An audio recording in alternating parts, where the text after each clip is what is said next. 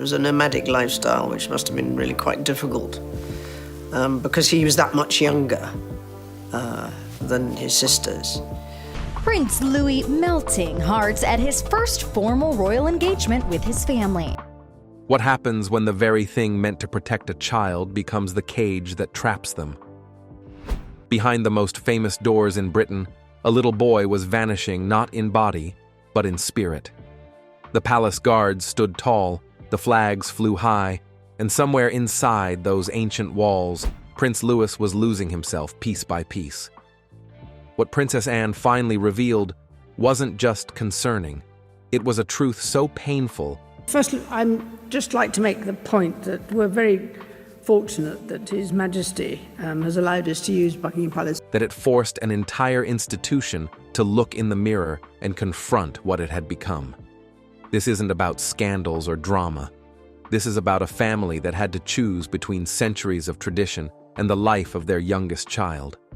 And what they discovered in that impossible choice changed not just their family, but how the world sees royal childhood forever. Stay with us, because what unfolded behind those palace gates is a story every parent needs to hear. The invisible collapse. It started so quietly that nobody noticed. Not the photographers who captured smiling family portraits, not the royal correspondents who analyzed every public appearance, not even the thousands of people who cheered when the Wales family appeared on balconies or at official events. But inside Kensington Palace, in the private moments between public performances, something was breaking. Prince Louis had always been the spark of spontaneity in a family bound by protocol. While George learned the weight of being a future king and Charlotte mastered the art of perfect behavior, Louis remained delightfully unpredictable. He'd make funny faces during serious moments. He'd wave enthusiastically at crowds when he was supposed to stand still. He brought lightness to a family carrying the heaviest of expectations.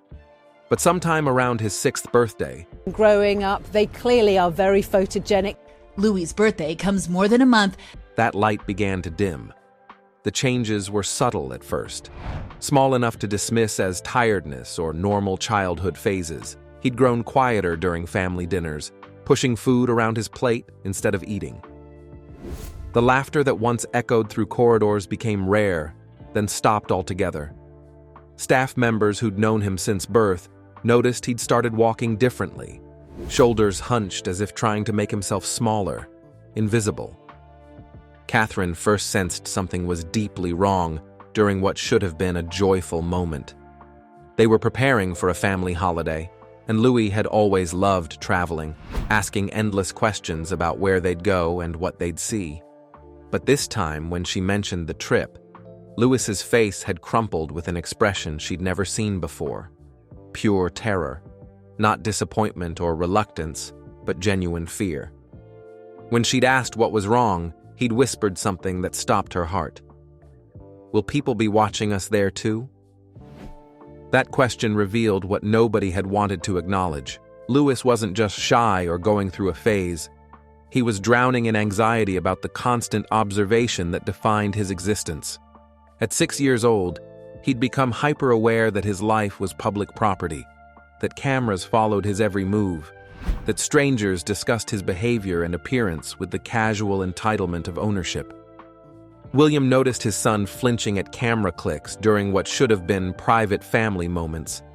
Security protocols meant photographers sometimes captured them during supposedly off-duty activities, and each time a shutter sound cut through the air, Louis would physically recoil.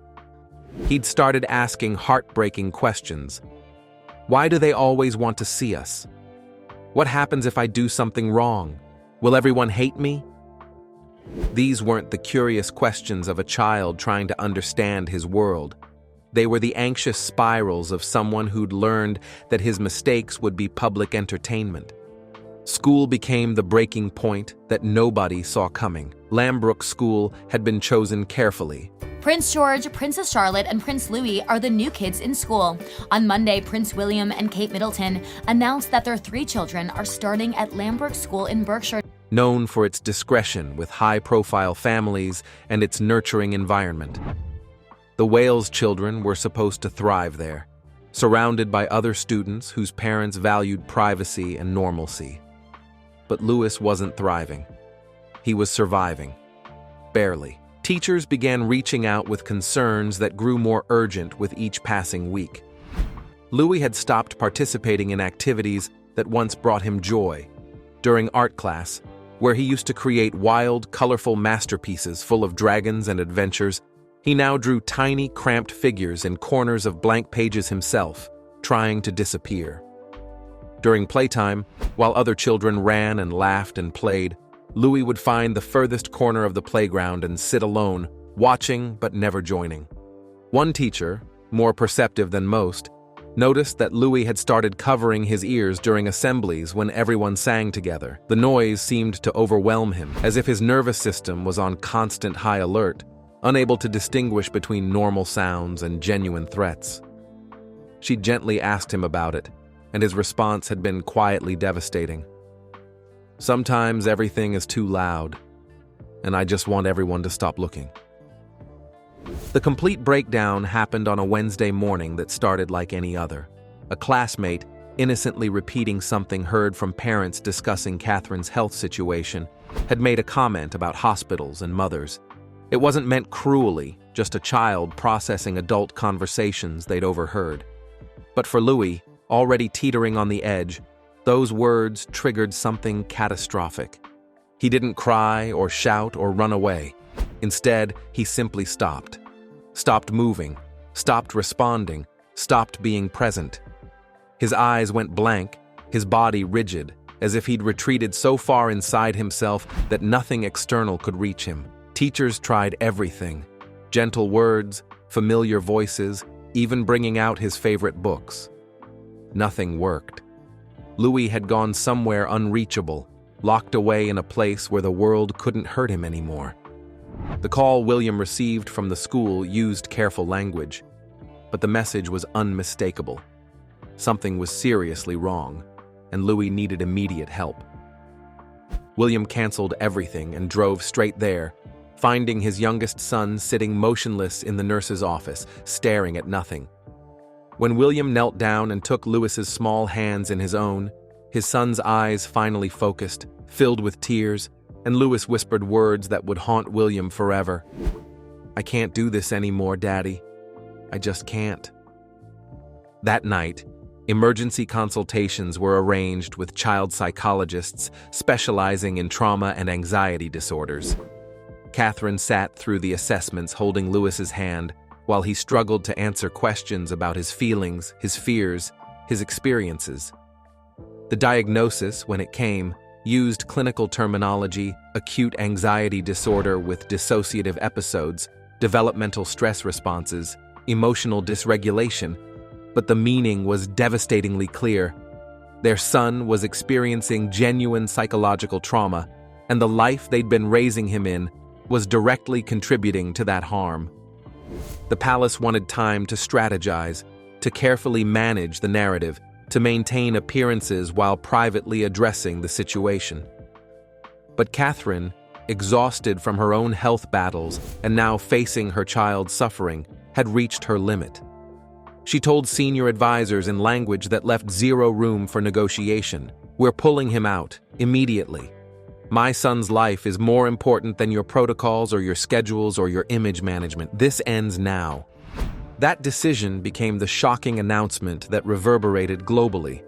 Prince Louis was withdrawing from all public engagements indefinitely.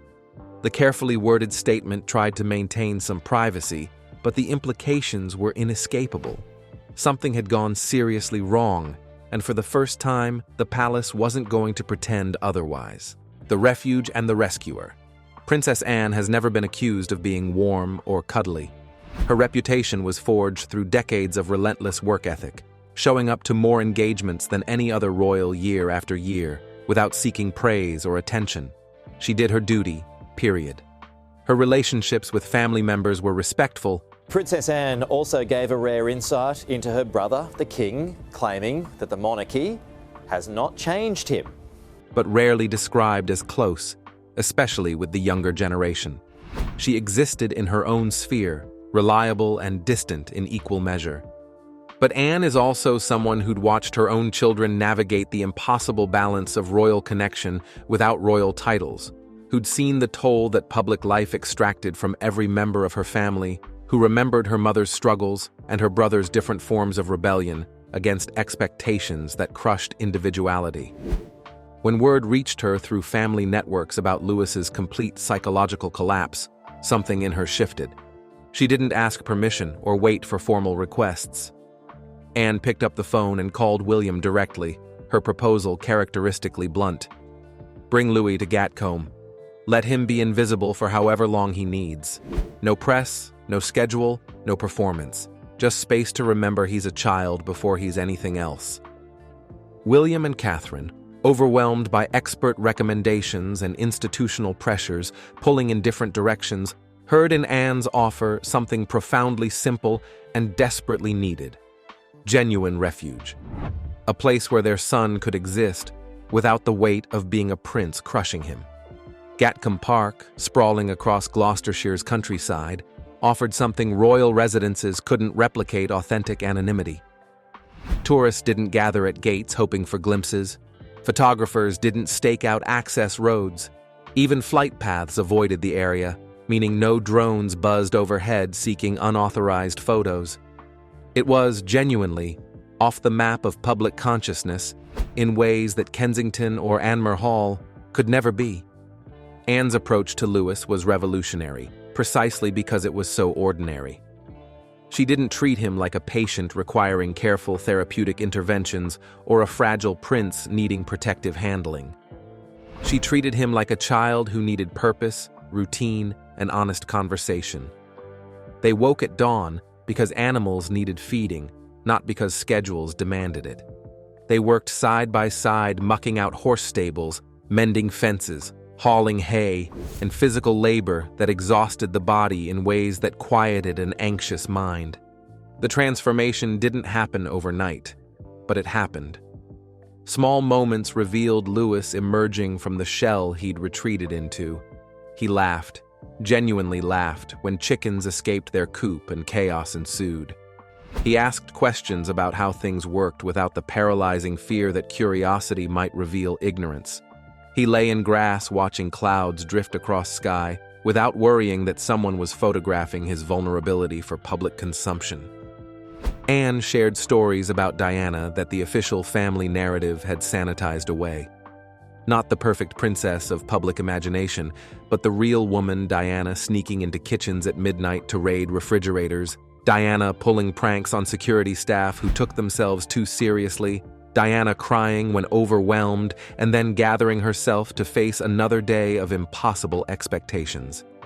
These stories gave Louis something precious, proof that struggle was part of his family legacy, not evidence of his personal failure.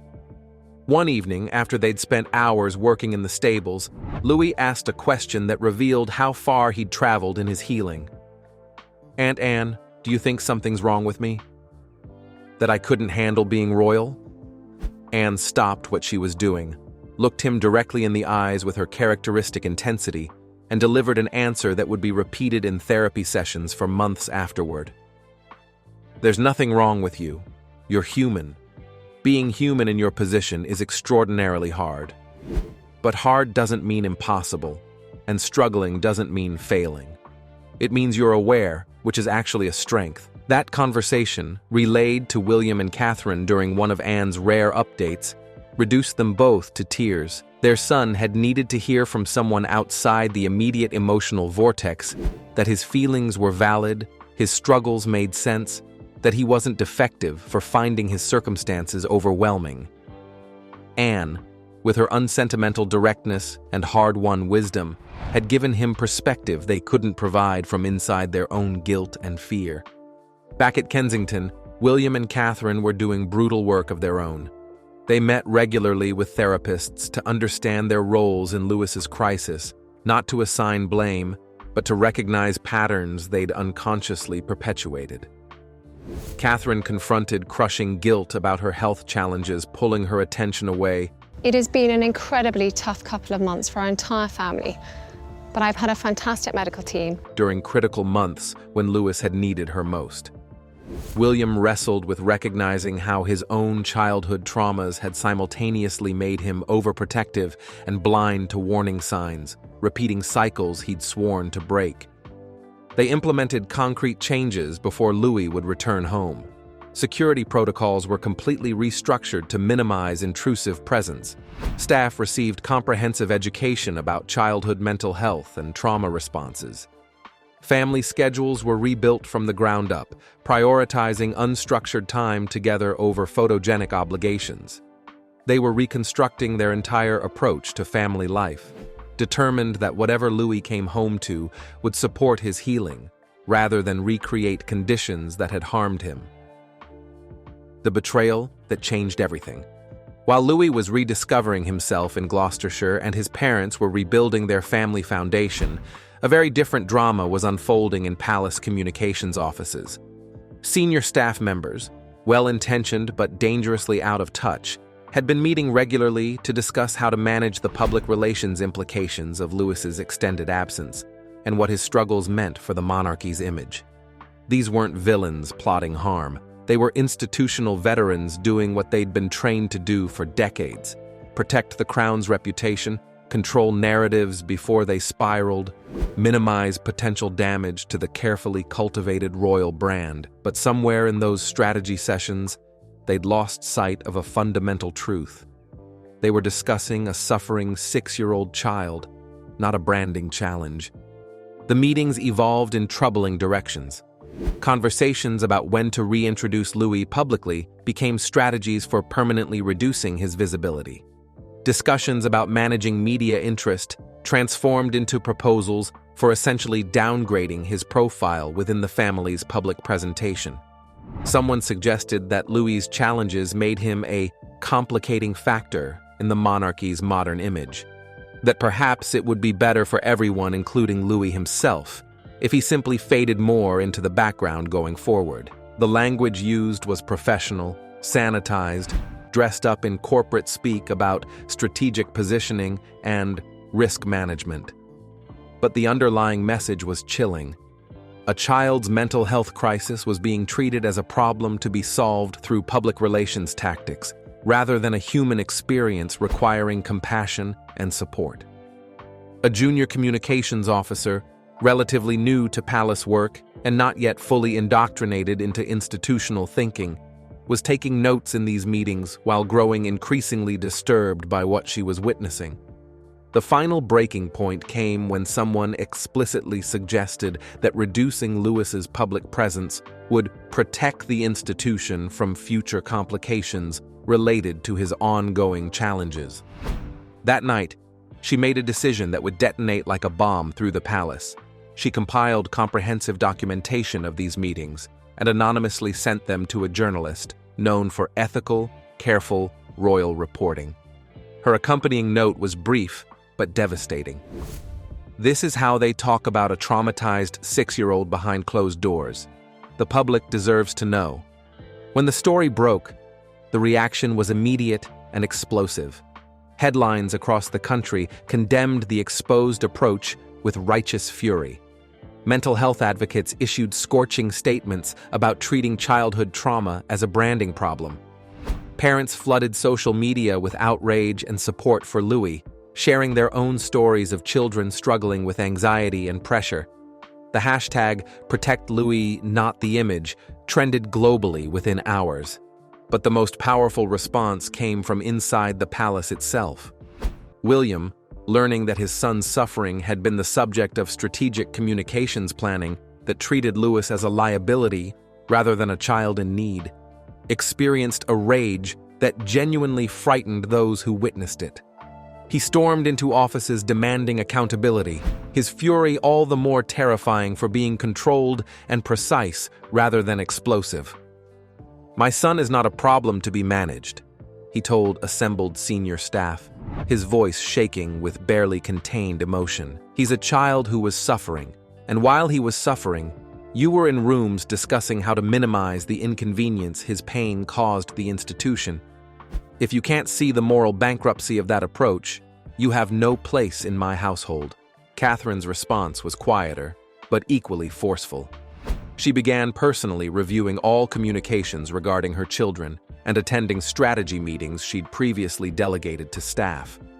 The message was unmistakable. The days of making decisions about her children without her direct involvement were permanently over. Princess Anne, upon learning about the leaked documents, issued one of her rare public statements, and it was characteristically blunt.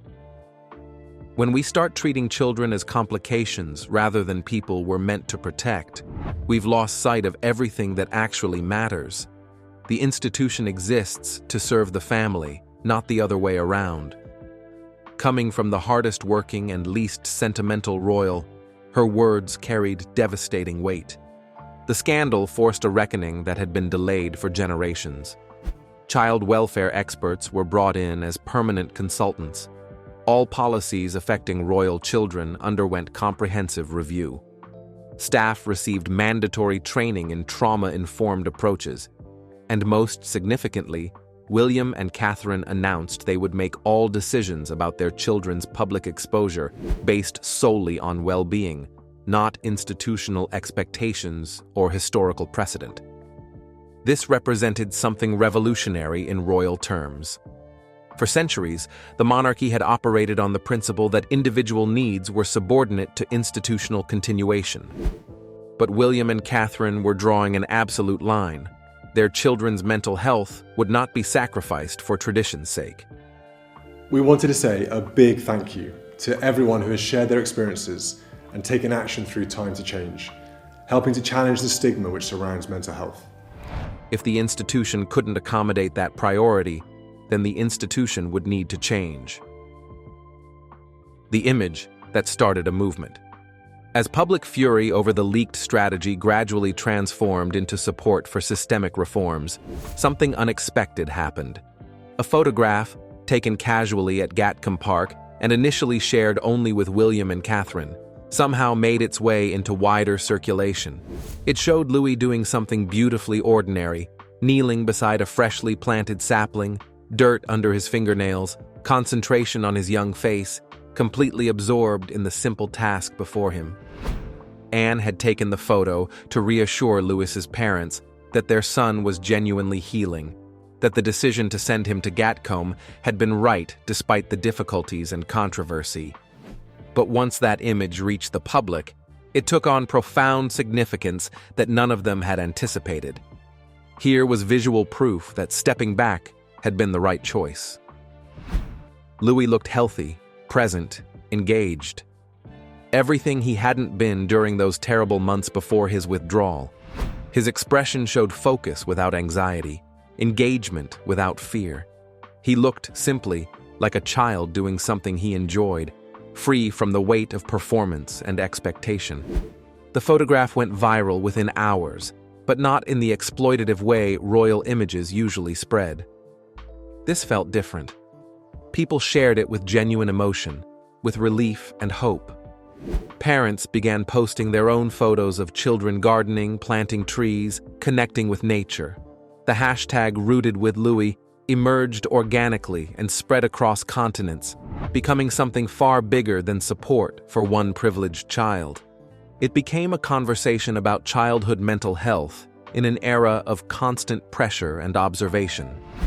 About the dangers of raising children in environments that demand constant performance. About the vital importance of creating space for children to simply exist without judgment or evaluation.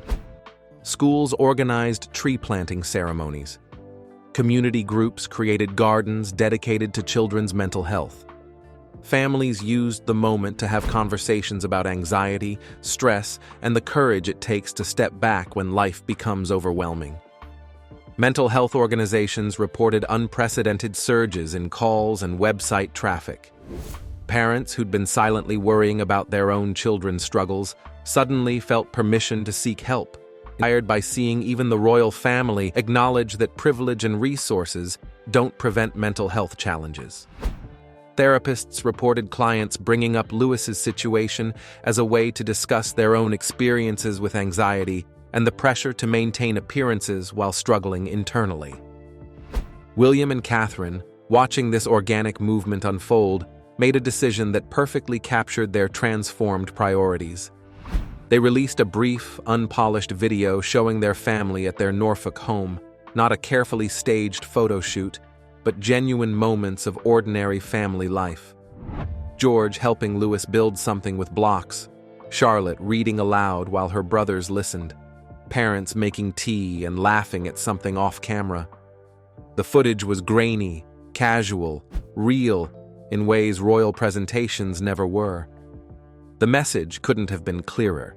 They were choosing authenticity over appearance, family connection over formal presentation, healing over heritage. It didn't mean abandoning their roles or responsibilities, but it did mean fundamentally reordering their priorities in ways that placed their children's well-being above institutional expectations.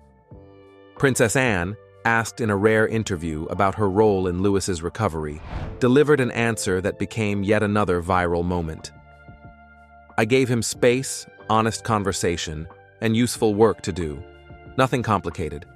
The boy needed to remember he was human before he was royal. Sometimes we get the order of importance backwards in this family." As summer arrived and Louis began carefully reintegrating into modified routines, the changes were unmistakable. Public appearances were now optional and child-led, not mandatory obligations. School schedules prioritized well-being over traditional academic pressure.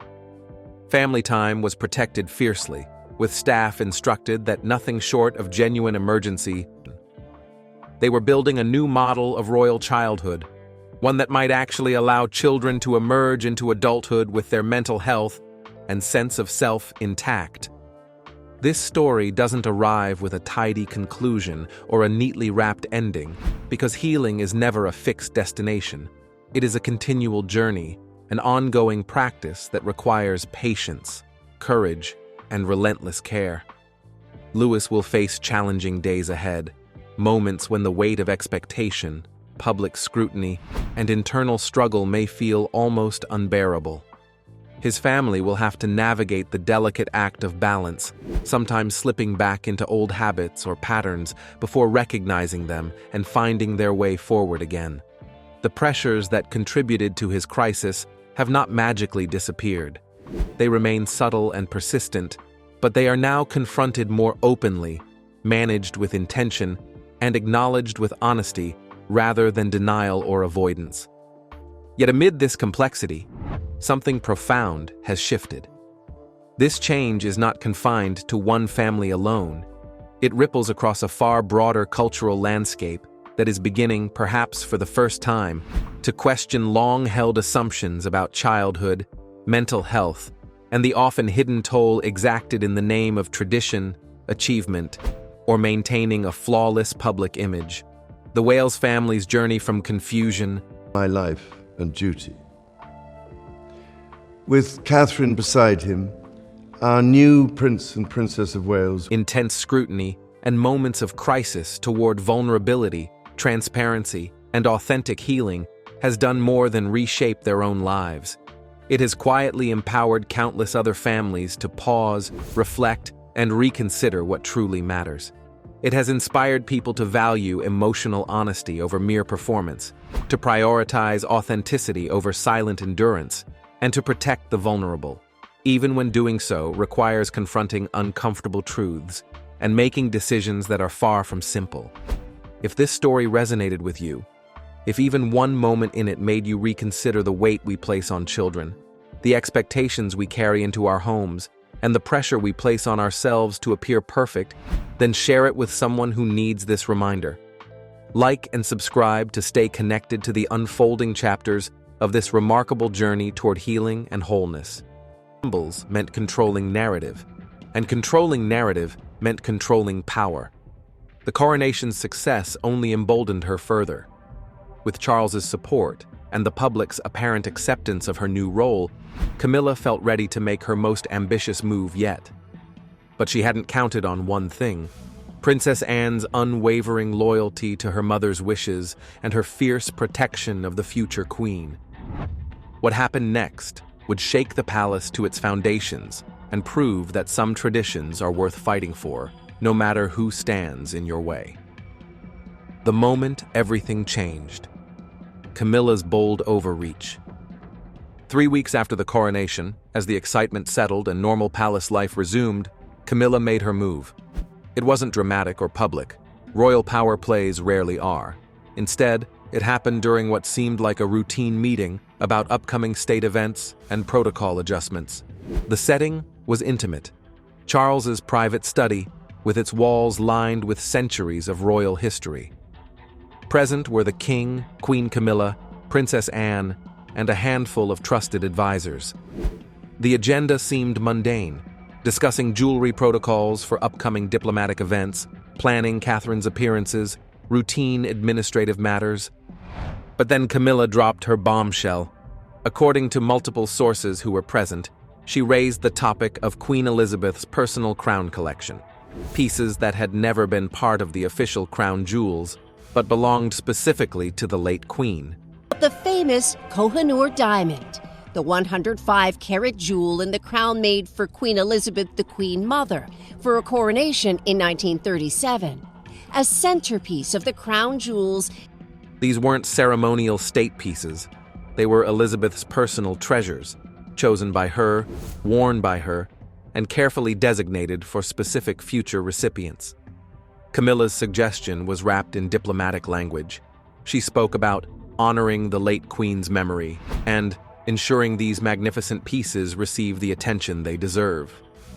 She proposed incorporating elements from Elizabeth's personal crown into her own regalia for future appearances, perhaps even wearing the complete crown at special commemorative events.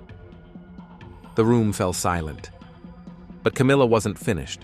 She went further, suggesting that the current jewelry distribution policies needed updating for modern times. Why should these magnificent pieces sit unworn when they could continue serving the monarchy's public role? Wouldn't Elizabeth want her jewelry to remain active in royal service rather than waiting in storage? It was a masterclass in manipulation, framing personal ambition as public service, making her grab for Elizabeth's crown sound like honoring the late Queen's memory. But everyone in that room understood what was really happening.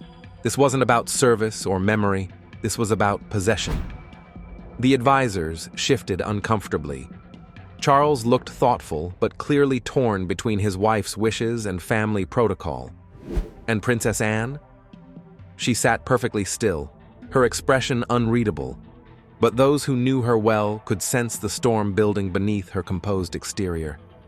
Camilla pressed her advantage, mentioning how beautiful the pieces would look at upcoming state visits, how they would strengthen diplomatic relationships, and how they would demonstrate continuity between reigns. She had clearly prepared this presentation, anticipating every possible objection except one. She hadn't anticipated Princess Anne. Because while Camilla was speaking about honoring Elizabeth's memory, Anne was remembering Elizabeth's actual words. She recalled late-night conversations with her mother, discussions about legacy and future. She remembered Elizabeth's specific instructions about certain pieces, her detailed wishes about who should wear what and when. Most importantly, she remembered Elizabeth's feelings about Catherine, the deep affection, the profound respect, the absolute certainty that Catherine would carry the monarchy forward with grace and dignity. Elizabeth had made her wishes crystal clear. Certain pieces were meant for Catherine when her time came. The tension in the room was palpable as Camilla finished her presentation, clearly expecting approval or at least consideration. The advisors looked to Charles. Charles looked thoughtful, and everyone waited for the response that would shape royal protocol for years to come. That's when Princess Anne cleared her throat and said the words that changed everything. Anne's legendary stand. The moment that saved the monarchy. Anne didn't shout, argue, or rise from her seat. She simply fixed her eyes on Camilla and spoke the words that shook the palace. That crown is reserved for Catherine. Mother was very clear about her intentions. The effect was immediate. Charles shifted uncomfortably. Advisors froze, and Camilla, for once, looked truly unsettled. This wasn't polite deflection. it was a direct, final rejection from someone who carried Elizabeth's authority. Anne pressed further.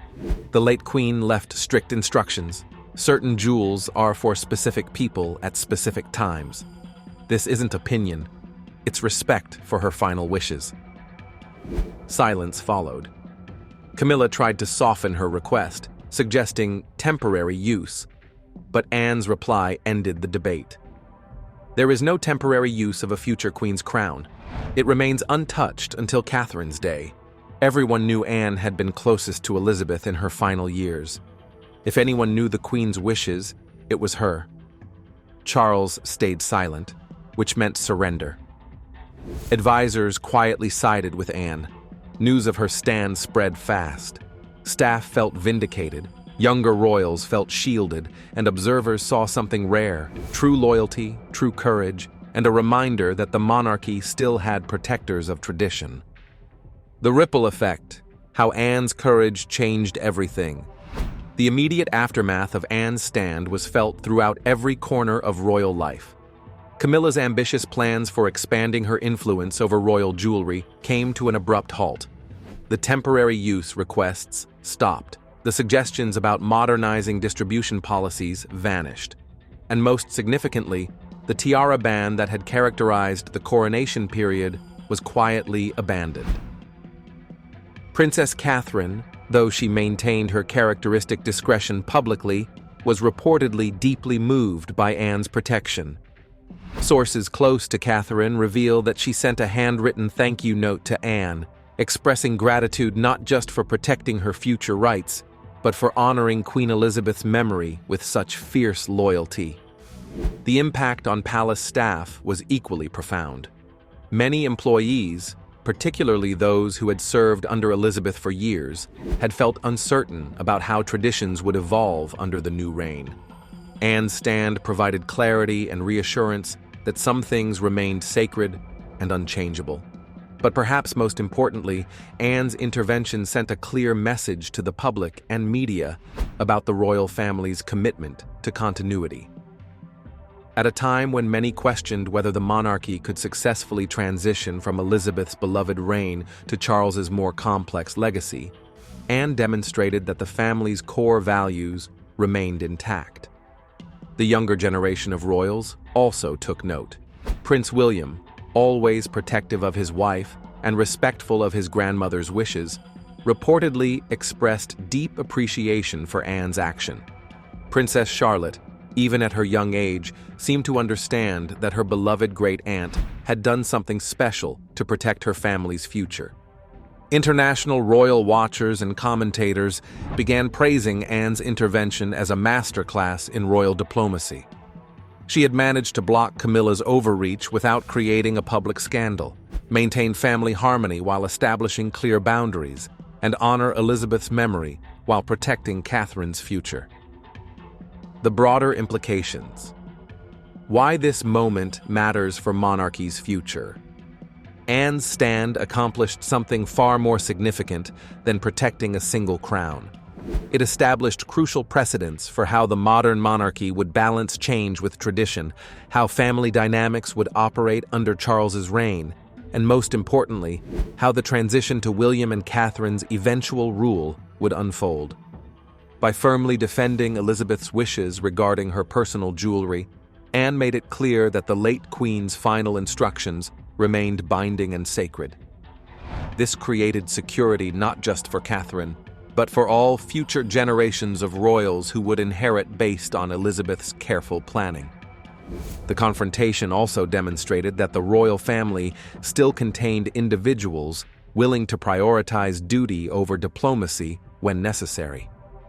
Anne's willingness to directly challenge the new queen sent a powerful message that rank doesn't automatically override rightness, and that some traditions transcend personal ambition. Most significantly, Anne's intervention proved that the monarchy possessed the internal strength to police itself, to maintain its integrity without external intervention.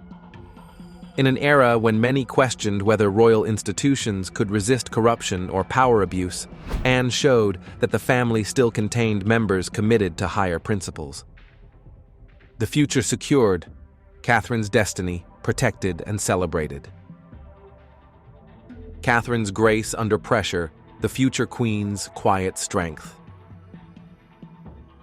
Throughout this entire drama, Princess Catherine demonstrated exactly why Queen Elizabeth chose her as the perfect future queen.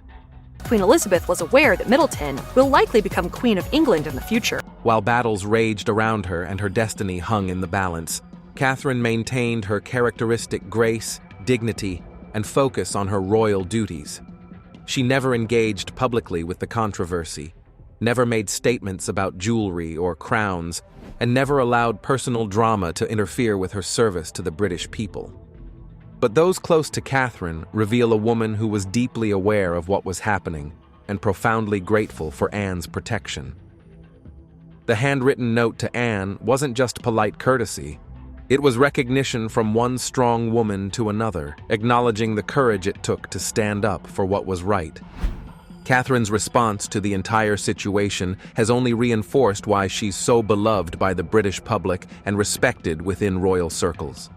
Instead of getting caught up in jewelry politics, she continued her charitable work, her parenting duties, and her preparation for eventual queenship with unwavering focus.